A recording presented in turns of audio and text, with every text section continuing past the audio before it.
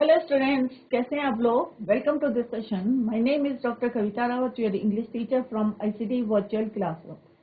Today we will continue our previous chapter, that is An Alien Hand, from the book An Alien Hand supplementary book. This is the last chapter of your book, right? An Alien Hand. तो बच्चों, इसमें हमने देखा कि किस तरह से जो हमारा वाइकिंग स्पेसक्राफ्ट किसने भेजा था, नासा ने भेजा था, कहाँ पे, मार्स में. और किस तरह से वो जो है वहां पे दो उसको जो है टू पार्ट्स में था. It is composed of two parts. One is Viking one and another is Viking two. तो वाइकिंग वन क्या था, ऑर्बिटर था, दूसरा था लैंडर. तो किस तरह से हमने देखा था कि वहां पे जो है लैंड करा था सरफेस में, और अचानक जो है, जैसे हमने टिल्लू की पूरी कहानी पढ़ी थी कि जो कहाँ रहते थे, इनसाइड द या बीनीथ द सरफेस, अंदर रहते थे, अंडर द आर्टिफिशियल कंडीशन. और किस तरह से उसने जो है पैनल का एक बटन दबा दिया था, और दैट इज वाई जो उसकी एक्टिविटीज थी, जो स्पेस क्राफ्ट से हैंड निकला था, तो वो क्या हुआ था, सीज हो गया था, स्टॉप्ड वर्किंग, राइट. बट जैसे ही उन्होंने जो है नासा की, according to the NASA report, उन्होंने कहा कि जैसे हमारे टेक्नीशियंस थे, उन्होंने कहा soon we will short it out. तो उन्होंने जल्दी ही जो है उसको रिपेयर करा, और उनके जो है मैकेनिकल मशीन्स ने जो है वर्क करना शुरू किया, and they collect the sample of soil from the surface, right.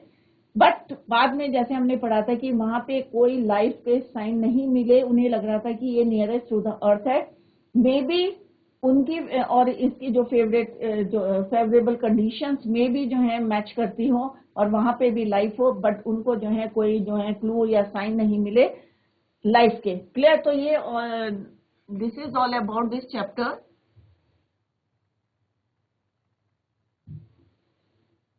हमने side by side we completed the comprehension questions. तो लास्ट में हमने देखा था कि किस तरह से the mechanical hand is working again thanks to the efforts of our technicians. ये किसकी रिपोर्ट थी, नासा की. प्रेस में उन्होंने बोला था, soil samples are being collected and examined. Soon we will know the answer to the question whether there is a life on Mars, life on Mars. Of all the planets in our solar system, Mars जो है हमारे बहुत नजदीक है, closest to the Earth. So the scientists behind the Viking mission were hopeful. कई बार होता है ना, हमें पास में जो चीज दिख रही है तो हमें लगता है कि हाँ भाई, मे बी जो है इसमें भी लाइफ हो सकती है. Hopeful of finding life on Mars, but they were in for a disappointment. The Viking mission found no sign of life. तो उन्हें कोई जो है साइन नहीं मिले लाइफ के ऑन मार्स. तो ये किसने लिखी है, जयंत नर्लिकर ने लिखी है. This is written by Jayant Narlikar. तो this is all about this chapter. तो आई होप आप लोगों ने एंजॉय किया होगा और आपको जो है समझ में आया होगा all about this chapter, right. तो चैप्टर में क्या था बच्चों, मेनली था एक जो है स्पेस क्राफ्ट गया था. किसने भेजा था, नासा ने भेजा था. कहाँ पे, मार्स में. It composed of two parts, viking one and viking two, and each composed of या कंप्राइज ऑफ किसके थे वो, लैंडर एंड ऑर्बिटर. एक ऑर्बिट में जो है घूमता रहता था, रिवॉल्व, और एक लैंड करके to collect the photographs of the surface और कलेक्ट द सॉइल सैंपल्स. तो ये हमने पढ़ा था. और किस तरह से लास्ट में हमने देखा था, और टीलू की कहानी पढ़ी थी. टीलू कहाँ रहता था, अर्थ की, सॉरी, प्लैनेट के अंदर, इनसाइड द प्लैनेट या beneath the surface of the beneath the surface, right. और अंडर द आर्टिफिशियल कंडीशन. उसने कभी भी जो है मून को नहीं, सन को नहीं देखा था, स्टार्स को नहीं देखा था, only read in the books. तो उसके अंदर एक क्यूरियोसिटी थी to know about the sun, about the surface. और सरफेस का टेम्परेचर हमने देखा था कि किस तरह से थिन ऑक्सीजन थी, थिन लेयर थी वहां पे, लेयर ऑफ एयर, और टेम्परेचर बहुत ज्यादा लो था. क्लियर.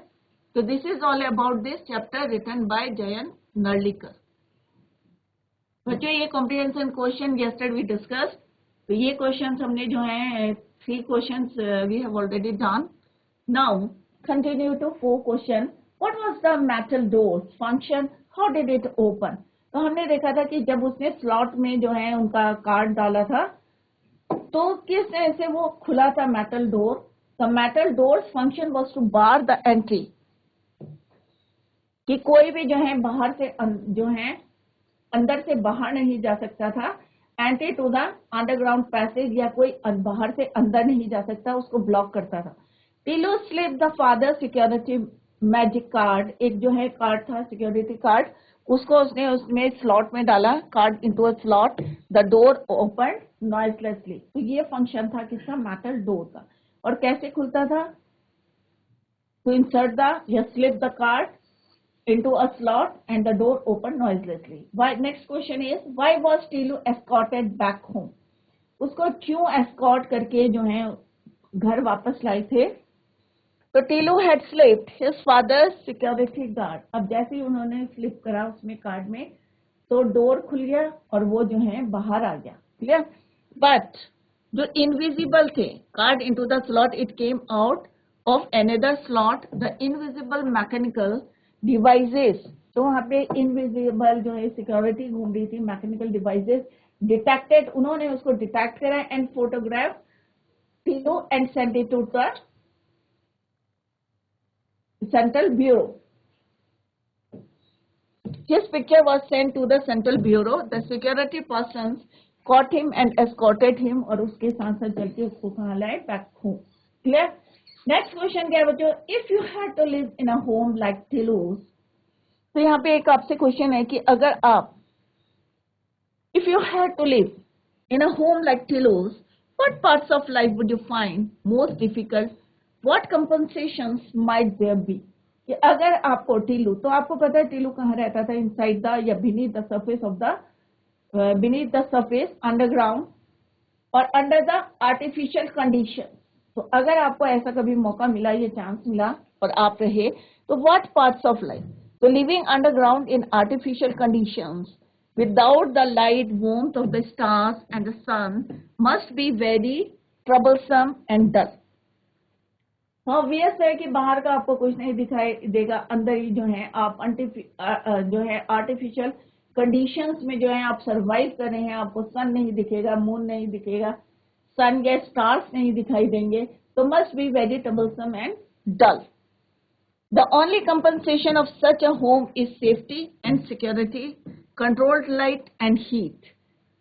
सिर्फ आपको क्या फायदा है वहां पे कि एक तो आप सेफ हैं, right, safety and security, controlled light है, हीट है, ज्यादा आपको एक्सेस में नहीं मिलेगी क्योंकि हम क्या है अंडर आर्टिफिशियल कंडीशंस में हम रह रहे हैं, तो वहां पे जो है हर चीज क्या है, लिमिटेड मिलेगी आपको, राइट।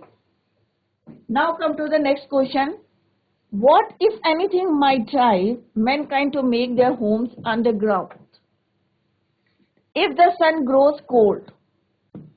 अगर जो कह रहे हैं वो, what if anything might drive mankind to make their homes underground, अगर तुम्हें जो है हर चीजें अंडरग्राउंड बनाने के लिए अगर बोलते हैं, तो क्या, if the sun grows cold life on earth would be in danger of extinction. अगर सन नहीं होगा तो सन जो है आपने फोटोसिंथेसिस में पढ़ा होगा कि कितना यूजफुल है किसी भी चीज के लिए, ग्रोथ के लिए। Danger, the temperature will go below freezing point. जब सन नहीं निकलेगा तो ऑब्वियस है टेम्परेचर कहाँ जाएगा, below freezing point. People will be forced to live underground with assured supply of oxygen, light and heat. Underground में तभी पॉसिबल है लाइफ जब जो है ये एश्योर करें कि आपको जो है प्रॉपर जो है ऑक्सीजन मिलेगी, हीट मिलेगी, supply of oxygen, light and heat. तो अगर सन जो है कोल्ड होता है तभी हम जो है अंडरग्राउंड रहेंगे, क्योंकि टेम्परेचर इतना कम हो जाएगा, इतना लो हो जाएगा कि सारी चीजें जो है क्या करेंगी, फ्रीज होती रहेंगी। People will be forced to live underground. बस श्योरिटी क्या देनी है कि वहां पे supply of oxygen, light and heat जो है प्रॉपरली सप्लाई होगी, क्लियर। नेक्स्ट है बच्चों, ये हमने शॉर्ट आंसर टाइप क्वेश्चंस करे, आई होप आप लोगों की समझ में आ गए होंगे क्योंकि चैप्टर हमने काफी डिटेल से पढ़े और कॉम्प्रिहेंशन क्वेश्चंस जो है हमने वन पार्ट के बाद जो है पार्ट 1, पार्ट 2, पार्ट 3, तो दिस चैप्टर जो है डिवाइडेड इनटू 3 पार्ट्स और तीनों के हमने कॉम्प्रिहेंशन क्वेश्चंस किए हैं। Now let's discuss the multi choice question. तो ये हैं बच्चों आपके मल्टी चॉइस क्वेश्चन, ऑप्शंस यहाँ पे दिए हैं, आपको करेक्ट आंसर चूज करना है। Now come to the first one, that is everyday Tilloo's father went for work. तो अभी आपको याद होगा कि एवरीडे टीलूज फादर, कि रोज जो है टीलू के फादर क्या वहां जाते थे, वेंट फॉर वर्क। टीलू's father went for work through secret passage, by a den, through a broad street। तो यहाँ पे वजह क्या है, 3 ऑप्शंस दिए हैं।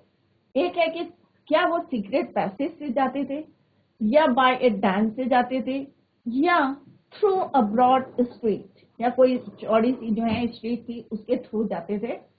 तो इट्स करेक्ट आंसर इज, तो बच्चों आता है आपको answer, every day Tilu's father went for work through secret passage. एक जो है सीक्रेट पैसेज से जो है वो जाते थे। Clear?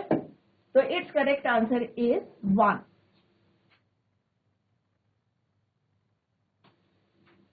Through a secret passage. तो बच्चों ये आपको जो है हमने पढ़ा था, क्योंकि तभी जो है टीलू की एक क्यूरियोसिटी थी कि मैं भी जो है पापा जो है फादर जो है उसके जिस रूट से जाते हैं वो भी जाना चाहता था। He wanted to go through that secret passage, right? तो every day Tilu's father went for work through secret passage, right? Come to the next question, that is the metal door of that secret passage opened. अब जो secret door था, जो secret passage के पास जो एक metal door था, तो वो किससे खुलता था? चाबी से खुलता था। As Tilu slip the magic card into the slot, या कोई कार्ड था, मैजिक कार्ड था उसके पापा का, उसको स्लॉट में डाल के खुला था। या when Teelu says open the door, कि जैसे टीलू ने कहा कि भाई ओपन द डोर, और डोर खुल गया। तो बच्चों क्या आंसर है कि मेटल डोर किससे खुला था? The metal door of the secret passage open not by a key, it is open as the Tilu slip. So it means option second is the right answer. As Teelu slip the magic card into slot, जैसे उसने जो है magic slot में card डाला, magic card डाला slot में, तो वैसे ही क्या हुआ, the metal door of the secret passage opened. It means its right answer is 2.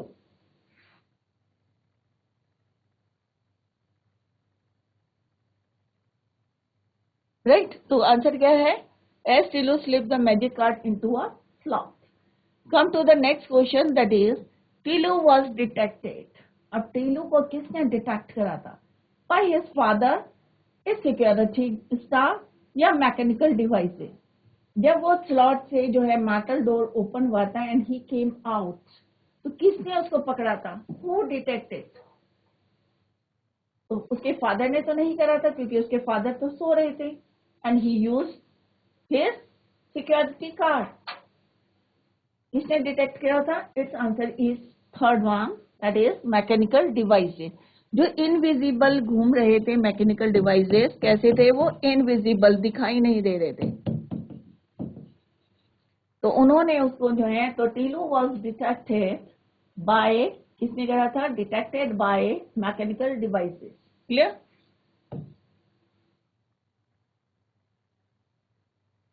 Fourth question क्या है बच्चों? Tilu's father told him about that passage. तो टीलू के फादर ने जो है उनको उस पैसेज के बारे में बताया था। क्या बताया था बच्चों? It was too dark to walk, कि वहां पे बहुत अंधेरा और जो है वॉक करना वॉज वेरी डिफिकल्ट। या ये बोला था the air is too thin to breathe, कि वहां पे जो है सरफेस में हवा जो है बहुत ज्यादा थिन है। And the temperature is so low that someone would freeze to death, या वहां का टेम्परेचर इतना कम है कि कोई भी जो है वहां पे डेथ हो सकती। या ये बोला था the path was very dangerous, या वहां का जो पाथ है, सीक्रेट जो पाथ है, इट वॉज वेरी डेंजरस, खतरनाक है।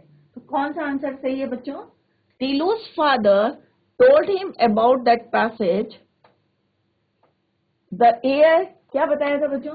कि वहां पे जो है कोई जो है easily, it is not possible to survive on the surface, because, क्यों बोला था? क्योंकि वहां पे जो हवा है वो बहुत ज्यादा थिन है, percentage of oxygen is very less. इसके लिए उसके फादर क्या ले जाते थे बच्चों? Reservoir of oxygen. तो आंसर क्या है बच्चों इसका? सेकंड है, the air is too thin to breathe and the temperature is so low that someone would freeze to death. Second option is right. तो टीलू कहाँ रहता था? इनसाइड या बीनीथ द सरफेस, और यहाँ पे जो टेम्परेचर था क्या था? एयर कैसी थी? थिन, और टेम्परेचर कैसा था बच्चों? लो।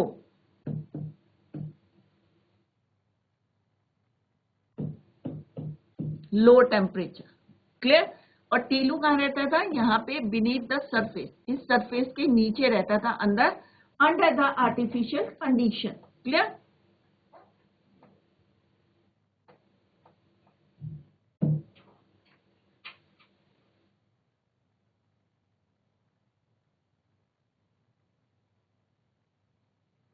Let's see the answer. The air is too thin to breathe. ठीक है, अगर ऑक्सीजन कम होगा तो बच्चों कैसे ब्रीथ करेंगे? तो जैसे जैसे हम हाई एल्टीट्यूड्स में जाते हैं तो ऑक्सीजन कैसी होती है? कम होती रहती है, राइट। तो वो क्या लेके जाते थे उसके father? Reservoir of oxygen, clear. Next question है बच्चों, टीलू's father managed to survive in the secret passage because he had the ability to survive in these areas. या उनके अंदर जो है इतनी एबिलिटी थी कि चाहे कोई भी जो है एडवर्स जो है वेदर रहे या एडवर्स कंडीशन रहे वो सरवाइव कर लेंगे, या he had been train to survive and work on that place, या उनको इसके लिए ट्रेनिंग दी थी, special training to survive and work on that place, या he had some superpowers to survive there, या उनके पास ऐसी कोई मैजिक या सुपर पावर्स थी जिससे कि वो जो है एडवर्स कंडीशन में भी सरवाइव कर सके। तो कौन सा ऑप्शन सही है बच्चों? टीलू's father managed to survive in the secret passage because he had been, जैसा उन्होंने उसको बताया था टीलू को कि he had been trained to survive and, और उनको ये भी ट्रेनिंग दी थी कि how to work in the adverse conditions, proper जो है वो वेल एक्यूप करके जाते थे, और बूट भी उनके स्पेशल टाइप के थे so that they can walk on the surface easily, right. तो बूट भी थे, और जो है एक जो सूट पहना था वो भी कैसा था उनका, जो उनको वार्मथ करता था उनकी बॉडी को, दैट इज वाई जो है he had been trained. So this is the right answer. Second, he had been trained to survive and work on that place.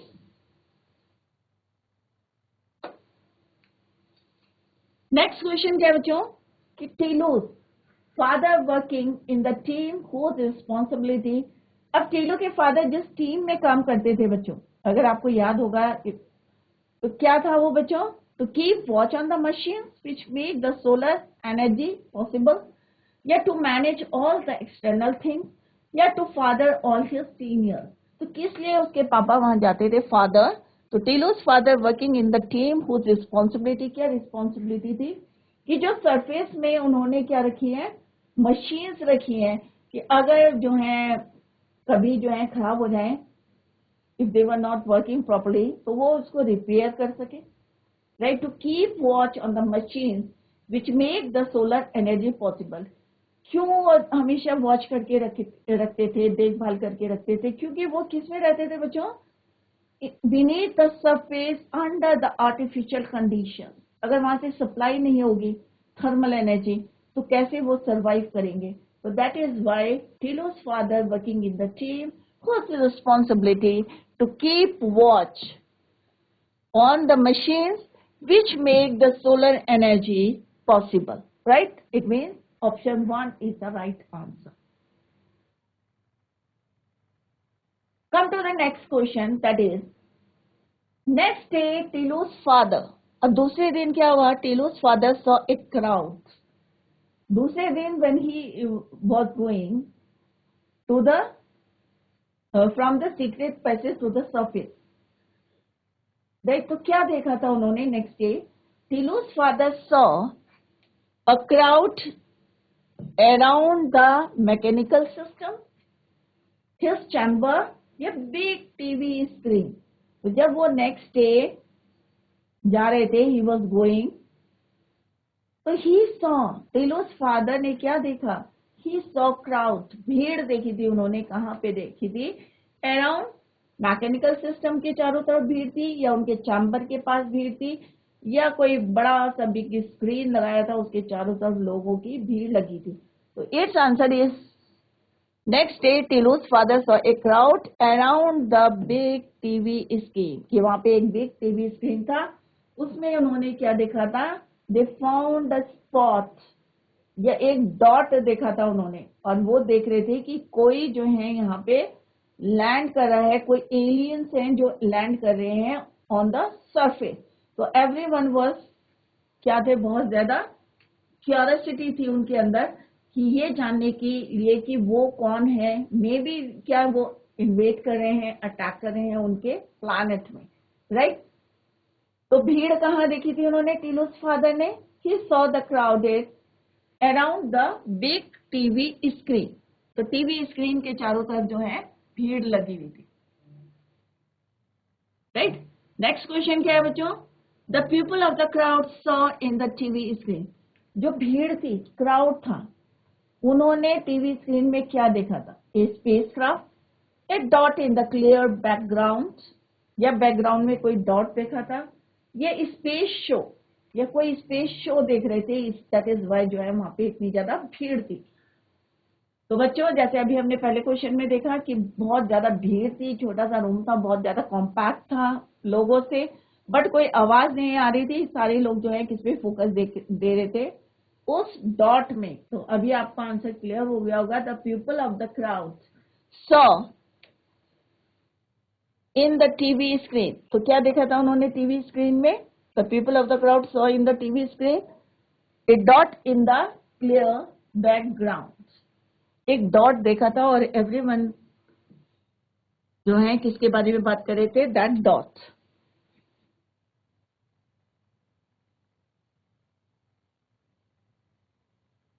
तो it's answer is a dot in the clear background. तो first question का answer क्या है बच्चों? Tilu's father managed to survive in the secret passage because he had been trained to survive and work on that place. Second question क्या है? टिलू's father working in the team whose responsibility to keep watch on the machines which make the solar energy possible. Next day, Tilu's father saw a crowd around the big TV screen. एक बड़ा सा TV screen था, और जैसे वो जा रहे थे तो उन्होंने देखा कि बहुत सारे लोग जो हैं किसके चारों तरफ है? Around the big TV screen. Next question है the people of the crowd saw in the TV screen a dot in the clear background. और उन्होंने एक डॉट देखा था, और तभी से जो है सब लोगों के अंदर जो है ये जानने की जो है एवरीवन वाज जो है बहुत ज्यादा एक्साइटेड थे ये जानने के लिए कि कौन है वो, कहाँ से आए हैं, किस स्पेस से आए हैं, क्या करने आए हैं, किसने उन्हें भेजा है। तो ये उनके अंदर जो है क्यूरियोसिटी चल रही थी, और सब जो है वो ऑल आर वेरी एक्साइटेड।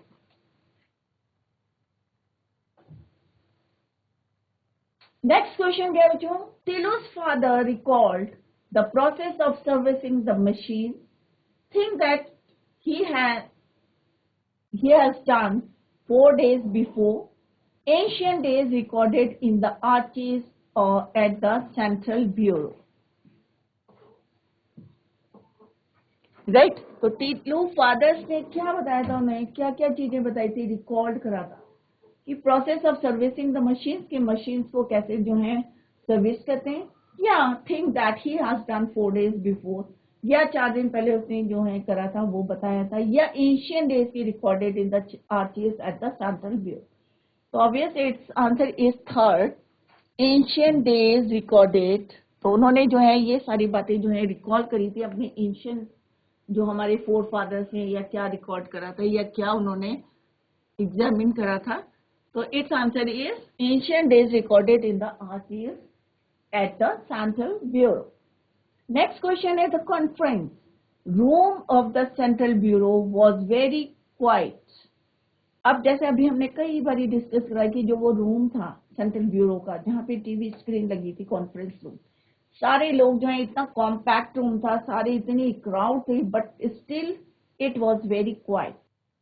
तो क्या है बच्चों? The conference room of the central bureau was very quite because क्यों इतनी शांति थी जबकि वहां पे इतना ज्यादा क्राउड था? There were no one inside the room, क्या रूम के अंदर कोई नहीं था? Everyone was so troubled that dot, जो डॉट दिख रहा था उसमें स्क्रीन में, showed in the TV screen. ये सब लोग जो हैं ट्रबल्ड थे, सब लोग हैं उसके बारे में सोच रहे थे। Everyone was thinking about that dot. या they all were so reticent, right? तो it's answer is B, everyone were so troubled. सबको जो है उस डॉट के बारे में सोच रहे थे जो उन्होंने किस में देखा था? टीवी स्क्रीन में देखा था। एवरीवन वाज जो है सब किस में आ गए थे? Were so troubled and they were thinking about the dot. तो इट्स आंसर इज 2.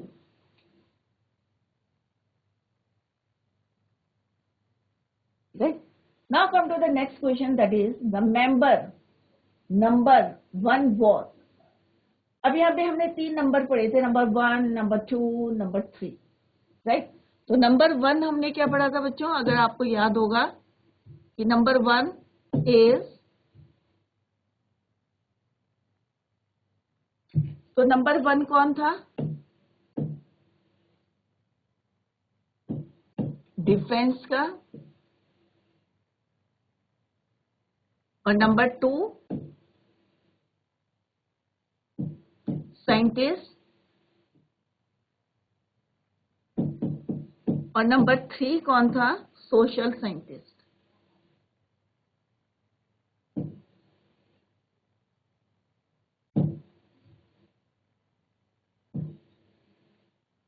सोशल।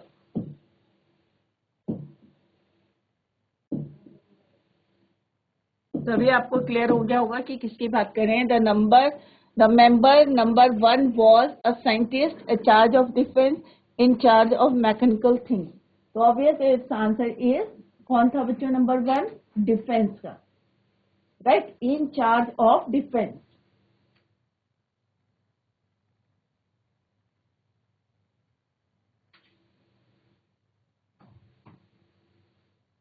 तो सेकेंड ऑप्शन जो है इसका करेक्ट है। तो बच्चों अगर हम चैप्टर को अच्छी से रीड करेंगे या सुनेंगे कि जो मैम पढ़ा रहे हैं, या क्लास में आप फोकस करेंगे या रीड करेंगे प्रॉपरली, तो आंसर सारे जो हैं आपको लर्न होंगे, राइट? तो इसमें क्या है? Simple, the member number 1 was a charge of defence.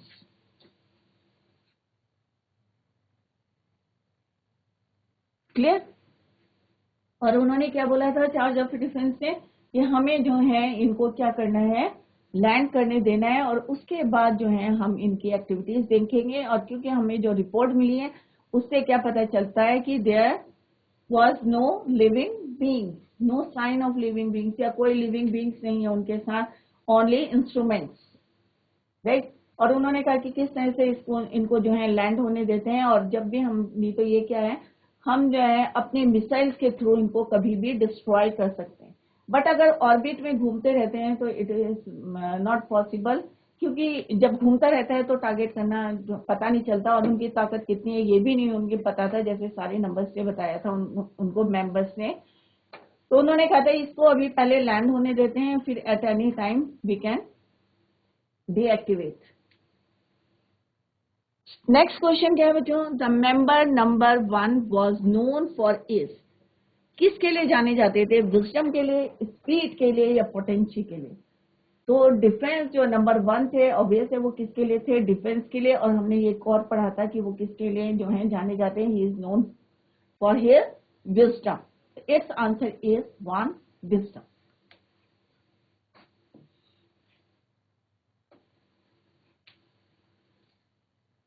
Right?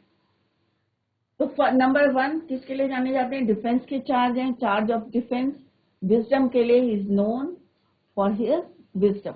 And courage, 2 word पढ़े थे हमने, एक करेज वर्ड भी पढ़ा था नंबर 1 के लिए, करेज और हिम्मत, और उसके लिए courage and wisdom.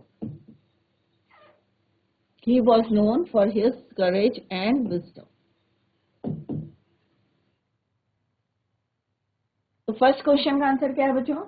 Tilu's father recalled the ancient days recorded to the archives at the Central Bureau. Second question है, the conference room of the Central Bureau was very quiet because everyone was so troubled. सब लोग जो है बातें नहीं कर रहे थे, आपस में डिस्कस नहीं कर रहे थे, विस्पर नहीं कर रहे थे, सब लोग जो है फोकस कर रहे थे किसमें, और थॉट जो है उस डॉट के बारे में सोच रहे थे, किसके, जो उन्होंने स्क्रीन में देखा था. तो everyone was troubled about the dot shown in the TV screen. Next question is the member number one was, कौन थे वो, in charge of defense. Next question क्या है, the member number one was known for his wisdom. Clear? तो बच्चों ये multi choice question से ध्यान से उनके आंसर जो है वहीं पे दिए हैं और करेक्ट आंसर आपको उसमें से चूज करना. नेक्स्ट क्वेश्चन क्या है बच्चों, What did the mechanical hand do when it appeared on the surface of the planet? तो मैकेनिकल हैंड जो निकला था इसमें से, वाइकिंग स्पेस क्राफ्ट से, तो उसने क्या किया था, What he did? So what did the mechanical hand do when it appeared on the surface of the planet? First option क्या है बच्चों, it observed everything on the surface of Earth, या it bent and touches the soil, या वो जो है bent हुआ था, झुका था और touches the soil. Third option है कि it tried to figure out the way to attack our planet, या वो जो है ये फिगर आउट कर रहा था कि कैसे दूसरे प्लैनेट पे अटैक करे. तो इसका आंसर क्या है बच्चों, कि वो जो है बेंट हुआ था and touches the soil.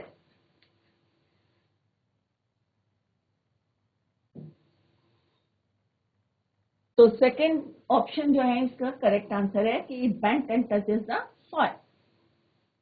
Next question है बच्चों, Tilu wanted to press the most prominent.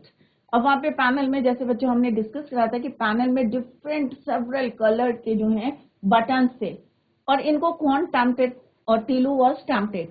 क्यों टेम्पटेड हो रहा था, अट्रैक्ट क्यों हो रहा था, क्योंकि उसको बहुत सारे जो हैं सेवरल कलर्स दिख रहे थे और उसका मन कर रहा था कि इनको जल्दी से जाके क्या करूं, प्रेस करूं.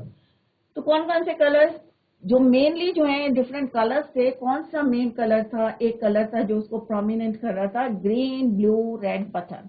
तो ऑब्वियस है कि रेड बटन जो है, red button tempted Tilu and he wanted to press the most prominent red button. Clear?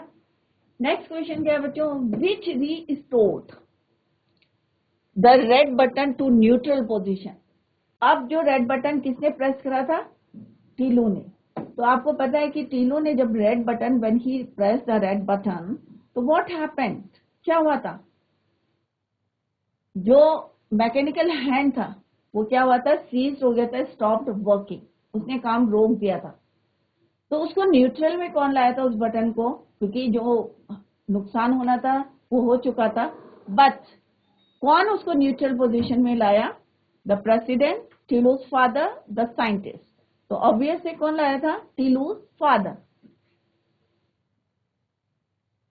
It's answer is second, कि टीलू के फादर ने उस बटन को, जिस रेड बटन को उसने दबाया था, और नासा का स्पेसक्राफ्ट का जो मैकेनिकल हैंड था, इट हैज स्टॉप्ड वर्किंग और इट वाज सीज्ड हो गया था. बट जैसे ही उन्होंने जो है उसको कैसे करा, वापस से न्यूट्रल में लाया, तो अगेन जो है उसने काम शुरू कर दिया था, अगेन वर्किंग. तो टीलूज फादर ने वो बटन दबाया और उसको न्यूट्रल में लिया. तो सेकेंड ऑप्शन जो है उसका करेक्ट है. Now come to the next question, that is the Viking mission was, viking mission जो है हेल्ड इन मार्स में हो रहा था, सैटर्न में या मून में. तो ऑब्वियस है ये कहाँ पे हो रहा था, जो मिशन चल रहा था वाइकिंग मिशन. तो वाइकिंग मिशन किसका था, नासा का.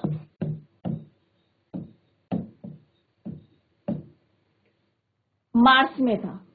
ऑप्शन ए जो है इसका करेक्ट आंसर है कि मार्स में जो है उनका मिशन चल रहा था, वाइकिंग मिशन नासा का. तो फर्स्ट का आंसर क्लियर है कि it bent and touches the soil. Second का है Tilu wanted to press the most prominent red button. Next question का आंसर है which restored the red button to neutral, Tilu's father. The Viking mission was held on Mars. Right? तो ये बच्चों हमने अभी questions discuss करे हैं। आई होप आप लोगों की समझ में आ गया होगा कि हम किसकी बात कर रहे हैं। हम नासा के स्पेस क्राफ्ट की बात कर रहे हैं। किसकी बात कर रहे हैं? नासा का स्पेस क्राफ्ट।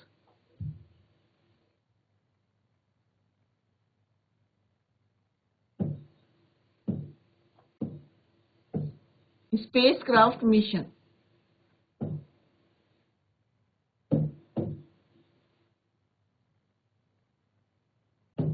नाम क्या था इसका? Viking mission. Viking mission. इसके भी दो पार्ट्स थे। एक था Viking 1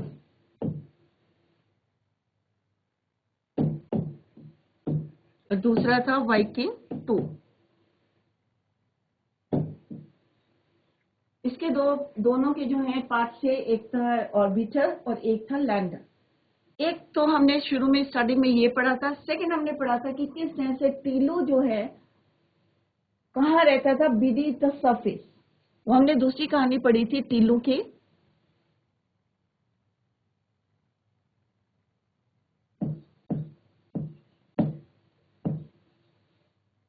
Teelu lived beneath the surface. Beneath the surface. अंदर रहते थे। और कैसे रहते थे? Under the artificial condition. तो ऐसे करके आप जो है शॉर्ट में लिखेंगे तो आपको जल्दी याद होगा। Under the artificial condition.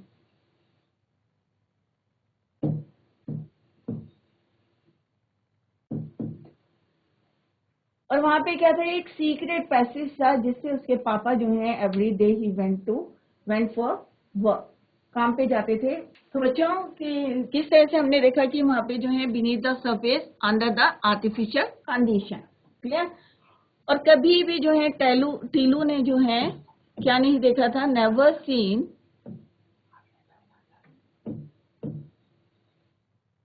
Sun and stars. तो उसके अंदर क्या थी? क्यूरियोसिटी थी to know about the stars and sun and stars. तो उसने एक दिन क्या करा कि अपने जो है फादर का क्या लिया था बच्चों? Security card.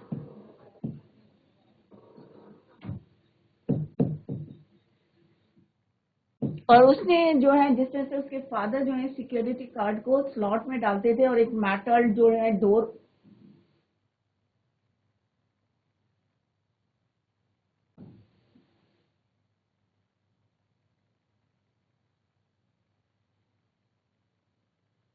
तो बच्चों किस तरह से हमने देखा कि टीलू जो है कहाँ रहता था? Lived in beneath the surface. और किस में रहता था? Under the artificial condition. और उसने कभी never seen the sun and the stars. और किस तरह से वो एक दिन जो है पापा का कार्ड लेके जो है फादर का सिक्योरिटी पैसेज से बाहर, सीक्रेट पैसेज से बाहर आता है और किस तरह से स्लॉट में डालता है कार्ड। और जब वो दूसरे स्लॉट में जो है स्लॉट में जाता है तो वहां पे जो है इनविजिबल कौन घूम रहे थे? इनविजिबल मैकेनिकल डिवाइसेस, ये सिक्योरिटी। और उन्होंने उसको कैसे वहां से ट्रैप करा और एस्कॉर्ट करके कहाँ ले गए उसको? Back home, right. और फिर हमने देखा कि किस तरह से उसको जो है उसके फादर ने उसे समझाया था कि if you want to go there, क्योंकि हम क्यों जाते हैं वहां? क्योंकि उसने नेक्स्ट क्वेश्चन क्या पुट करा था कि आप जो है कैसे सरवाइव करते हैं। तो उन्होंने बताया कि हम किस तरह से वेल इक्विप्ड होके जाते हैं या हमें एक प्रॉपर ट्रेनिंग दी जाती है टू सरवाइव, या किस तरह से to work on the surface of the earth, right.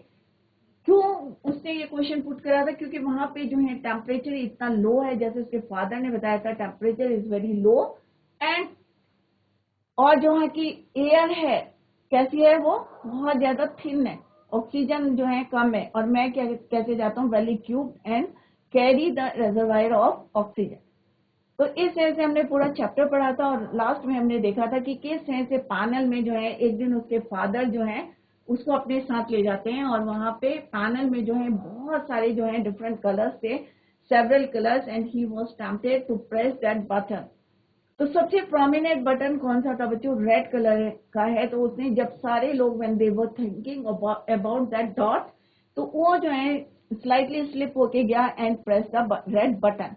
And what happened after that कि जो वर्किंग थी मैकेनिकल हैंड जो है स्टॉप वर्किंग, और नासा ने जो है प्रेस में क्या बताया कि उनका जो है सब चीजें जो है स्मूथली चल रही थी और किस तरह से वर्क अच्छा चल रहा था, बट सडनली कुछ जो है मैकेनिकल जो है प्रॉब्लम आई और जो हमारे टेक्नीशियंस हैं they told us about that जो भी आया था वहां पे ट्रबल आया था, तो उन्होंने कहा soon they will short it out, और फिर जल्दी से जो है उन्होंने इसको जो है उन्होंने ठीक करा। और सेकंड रिपोर्ट आई नासा से कि उन्होंने जो है फिर से वर्क करना शुरू कर दिया मैकेनिकल हैंड ने, and it collected the samples of the soil.